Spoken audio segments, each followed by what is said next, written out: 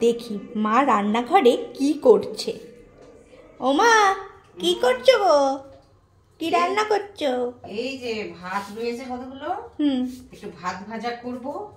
ভাত ভাজা? চলো তোমাদের একটুখানি দেখাই। মা দেখাও উপকরণগুলো। এই যে, আরে তরকারির বাড়তি আলু ছিল, সেগুলো তুলে নিয়েছি, একটু ধুয়ে নিয়েছি ভালো করে। আর ডিম, রসুন আর একটু গোটা গরম মশলা, এটা থেতো করে দিতে হবে। এটা পেঁয়াজ কুচি, লঙ্কা কুচি, ঠিক আছে। ঘি আছে, সাদা তেল আছে, ঘি খুব সামান্যই দেবো।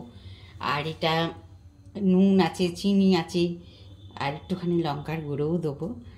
আর এই যে দেখছো গোলাপ জল, এইগুলো দিয়ে সব কিছু দিয়ে একটু বানাবো। হ্যাঁ, খেতে কিন্তু খুব ভালোই হয়।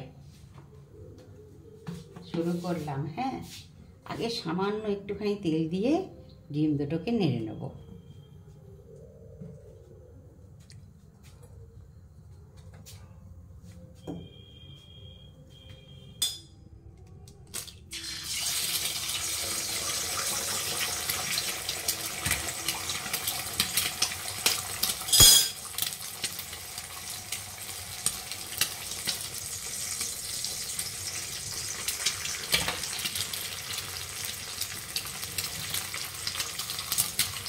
একটু হালকা করে নুন দিয়ে দেবো ডিমটায়।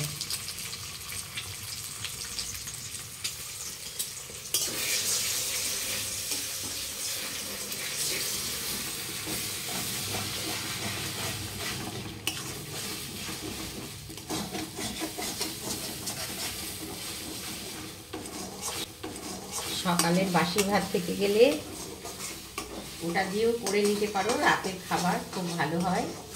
আবার কোনোদিন যদি আগের দিনের বাসি ভাত থেকে যায়, সকালবেলায় এরকম করে রাইসের মতন পুরো করে আরও সবজি টবজি দিলে ভালো হয়। কিন্তু আজ সবজি কিছু নেই ঘরে, গাজর, বিনস, ক্যাপসিকাম সবই দিতে পারো।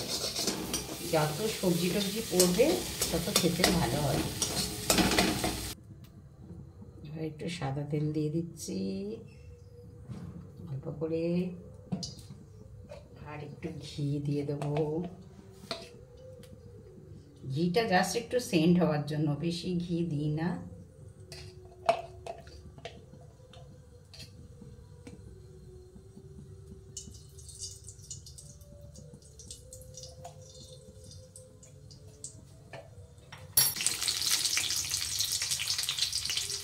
পেঁয়াজ, লঙ্কা সবচেয়ে উপর দিয়ে দিচ্ছি,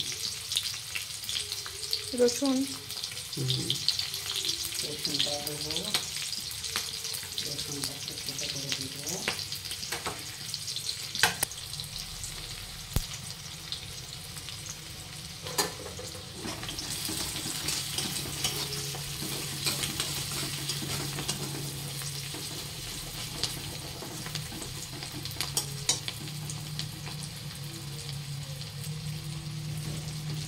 আলুগুলোকেও দিয়ে দেবো এর সঙ্গে।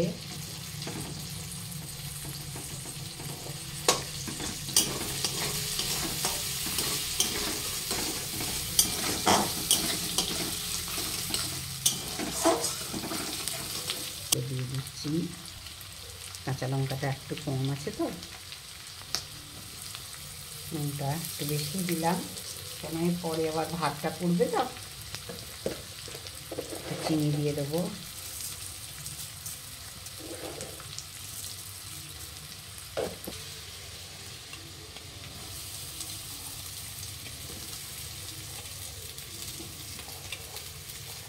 এতটা লাগবে না, আমরা 3 জনে খাবো।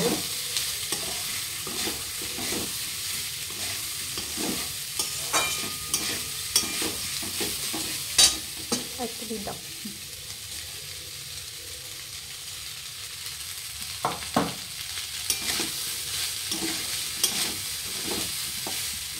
দেখো ভালো কালার আসছে তো।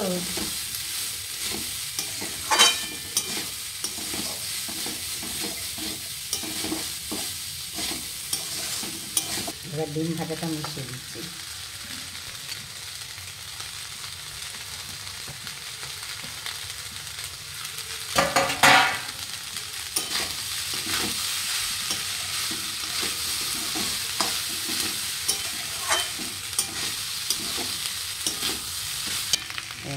গোটা গরম মশলাটা এই থেঁতো করে নিয়েছি, নিয়ে ছড়িয়ে দিলাম।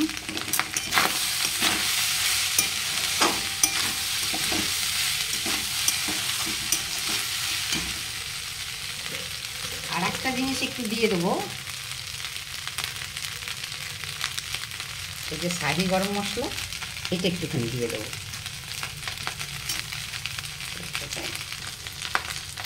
গোলাপ জল লাস্টে একটু সামান্য করে গোলাপ জল দিয়ে দেবো।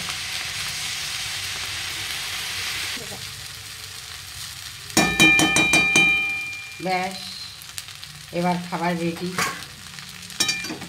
দেখো